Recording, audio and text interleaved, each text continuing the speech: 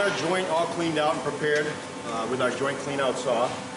And now what we're going to do is we're going to go ahead and use our Spal-Pro RS88 semi-rigid polyurea joint filler. Cartridge, 600 milliliter, 2-component, 1-to-1 ratio. Comes with its own static mixing nozzle. Okay, we want you to use the static mix nozzle that comes with the product. Okay, so what we'll do is we go ahead and shake up this cartridge as it tells us to do on the label. All right, we'll shake it up. This way we make sure we've got good uniform color throughout the entire cartridge. Okay, usually about a minute, minute and a half or so, something like that. You certainly want to make sure the cartridge is warm, temperature-wise. It doesn't need to be warmed up to a specific temperature. We just don't want it to be cold. Okay, the colder the material, the thicker the material, the harder it is to mix it up into suspension. All right, so we've shaken it up. We're going to go ahead and put the appropriate static mixing nozzle onto the cartridge. As such, lock it on with the lock nut. Notice I'm keeping this cartridge pointed up at all times. If I tip it, I'm going to get material that's going to go into the nozzle. It's going to start to cure, and then we're going to have some ratio issues in all likelihood. We have to use the appropriate 600 milliliter caulking gun with this cartridge. Okay, again, keeping the gun and cartridge pointed up at all times. What we're going to do is we're going to go ahead and purge the air out of the cartridge cylinders to the end of the mixing nozzle. We'll turn the cartridge over. We'll dispense 3 or 4 waste shots into a waste cup. Reason for doing this, we want to make sure our product is on ratio. If this product is not on ratio, it's not going to cure properly. So if it stays soft for longer than we assume it will, chances are it's probably not going to cure up. So we certainly want to do everything we can do to make sure we're on ratio at the front end of the application.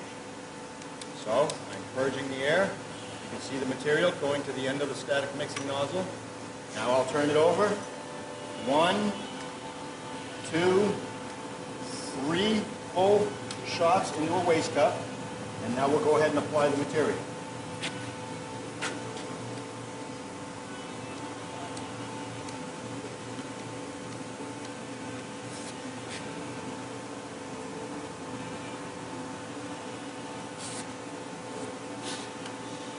I'm applying this material in 2 passes simply because this is a pretty large joint with an activated crack at the base of the joint.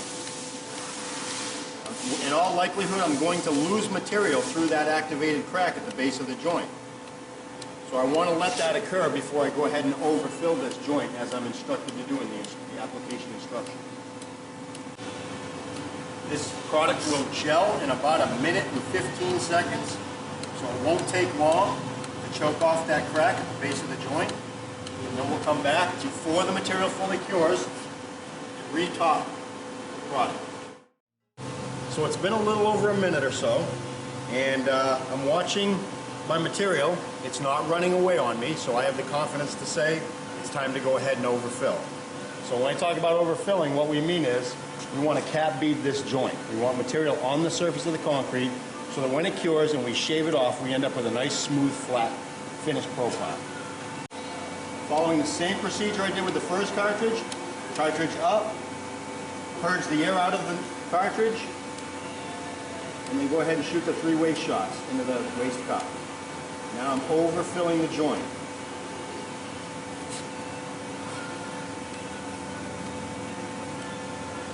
If you notice, when I purge the air out of this cartridge and shoot the waste shots into the cup, I've got the cartridge pointed down. I will leave that cartridge pointed down at all times from this point going forward. If I pick this cartridge back up, I may get material running back into opposing cylinders, and it may cure on me prior to dispensing, which could cause ratio issues and improper curing.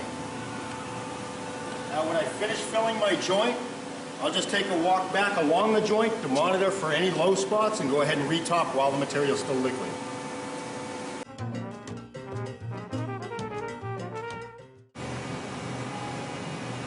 So we installed our semi-rigid joint filler about an hour ago, and we're going to check to make sure it's tack-free by stepping on it, non-trackable, relatively firm material.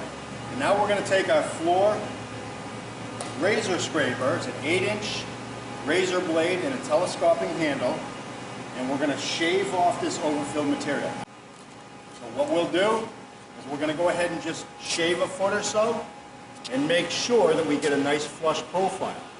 If I shave it right now and I'm slightly low, or if I'm leaving film on the surface of the concrete, it's too early to shave, I'll wait another 10 or 15 minutes and then see how we do at that point. Take notice to the angle of my shaver blade. I'm keeping the blade in the telescoping handle very low in my body, down near my knee, above my knee. Okay, and I'm going to try to use smooth, even pressure to shave off the material. And before I go much further, I'm going to check for flushness. Very, very nice, very flush. So we'll go ahead and continue shaving. Again, smooth, even pressure. Slicing across the overfill material. Not chopping, not gouging. This is fine finish work. We want to provide a nice looking profile.